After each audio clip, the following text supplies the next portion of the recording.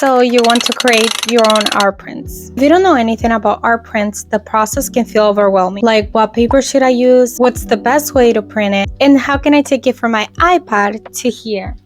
The scariest part about starting something new are the mistakes along the way, but it doesn't have to be. Making your own art prints should be a rewarding process after you've worked so hard on your artwork. So today I'll be telling you all the mistakes I've done while making my own art prints. I have been an artist for as long as I can remember. I have tried different art mediums like watercolor, painting, and digital drawing. Today my art print will be about possibly one of the most famous characters in history, Hello Kitty.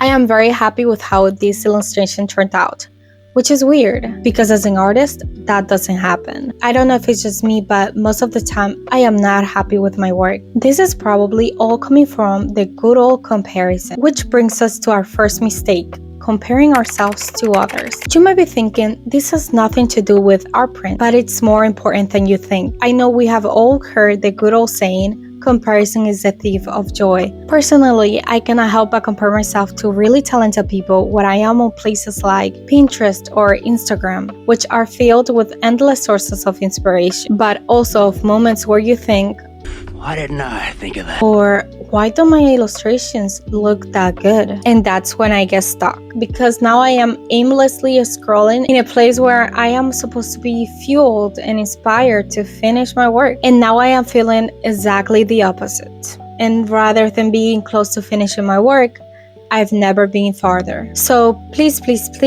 if you want to look for inspiration, that's totally okay, but don't fall on a rabbit hole thinking that others are better than you. Those artists have years of experience on top of you, and many other factors that we wouldn't even know about. And the truth is, they probably are better than you. But so what?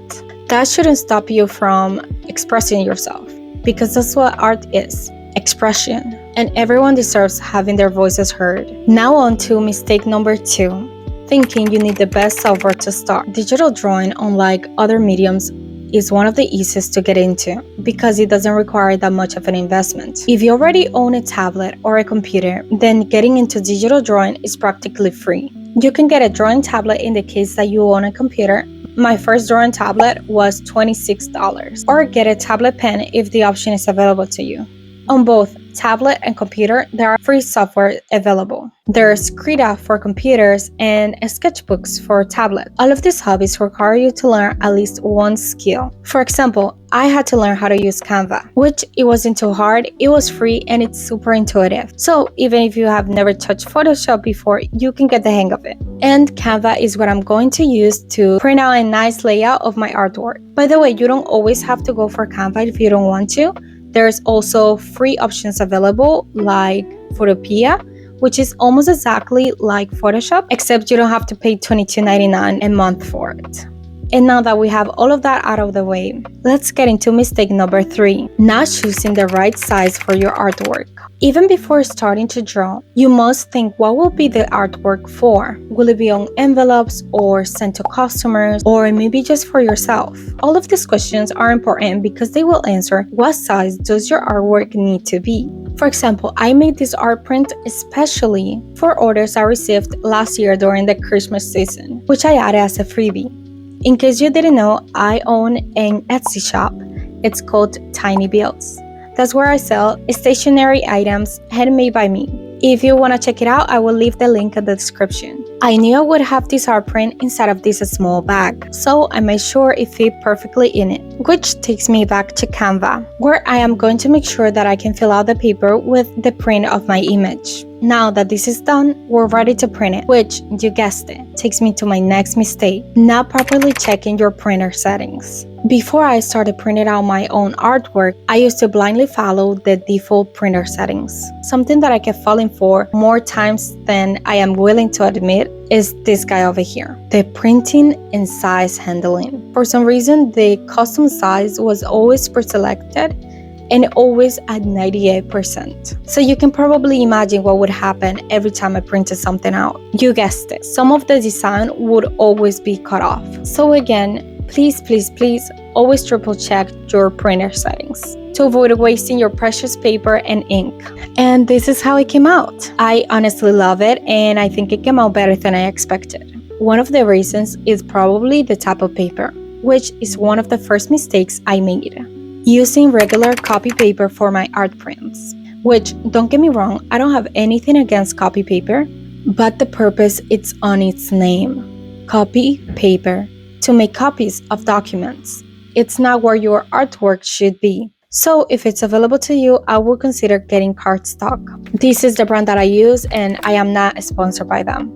I think that anybody that receives your art print will definitely notice the effort and care that you put in it. Now I want to talk about my favorite part of this whole process, lamination. This isn't really a mistake or something that you must do. It's just something that I started doing recently just to upgrade the quality of my art prints a little. It might be an overkill for some, but I think it makes a great difference. It gives it a really nice and shiny finishing look. Plus, I was very lucky because my boyfriend gifted me a laminating machine which came with a nice set of pouches. I found pretty affordable ones on Target and Amazon for about $30. And even better, I found for $20 at Walmart. The reason why I love laminating my artwork is because it automatically makes anything waterproof. So, laminating your paper makes it waterproof, tear resistant, professional looking, and gives it a shiny look. So if the option is available to you, I recommend that you give laminating your paper a try. The people that receive your thank you cards, letters,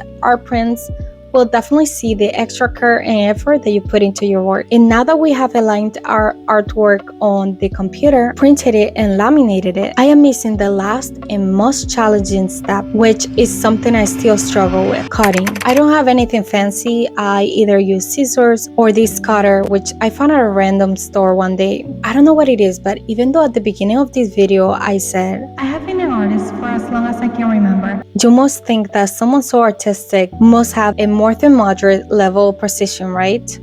Well, think again, because I always find myself stuck right here. And I cannot, for the life of me, do anything in a straight line. And that, of course, includes cutting. Most of the time of this whole process went here. I feel ashamed and glad that it's finally over, and the print came out pretty decent. Thanks a lot for hanging out with me today and watching this whole process. I hope that the tips I mentioned were useful and prepared you to make a great art print. I want this channel to be about the hobbies I am trying out and to emphasize that you don't need to be an expert to have fun. I think we all deserve hobbies that resonate with who we are, and I want to be a reminder of that, especially in a society where it doesn't feel like you deserve to have hobbies anymore. I want to prove that type of mentality wrong.